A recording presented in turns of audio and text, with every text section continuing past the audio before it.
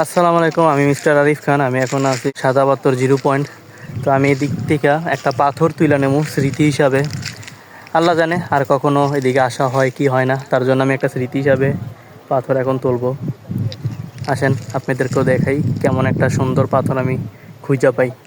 প্রথম ভাবছিলাম স্মৃতি হিসাবে পাথরটা পাড়ের থেকে নেবো, না এখন পাথরটা নেবো আমি পানির থেকে। কেন এটা হয় পানির থেকে, তার জন্য স্মৃতি হিসাবে নেমু পানির থেকে। আপনাদেরকেও দেখাই কি ধরনের পাথর আমি স্মৃতি হিসাবে নিই। পাথরের গুতা অনেক ব্যথা করে, অনেক পেন করে পাও। এই যে দেখেন এদিকে অনেক পাথর আছে, এখানে লক্ষ হাজার মিলিয়ন কোটি পাথর। আমি একটা সাদা পাথর নেবো, ছোট, একদম সাদা, একবারে সাদা পাথর খুঁজেই পাওয়া যায় না। আর নাইলে এরকম আনকমন লাল পাথরও নেওয়া যায়। দেখছেন একদম ইউনিক। এই যে আরেকটা, দেখতে ইটের মতো কিন্তু ইট না, পাথর।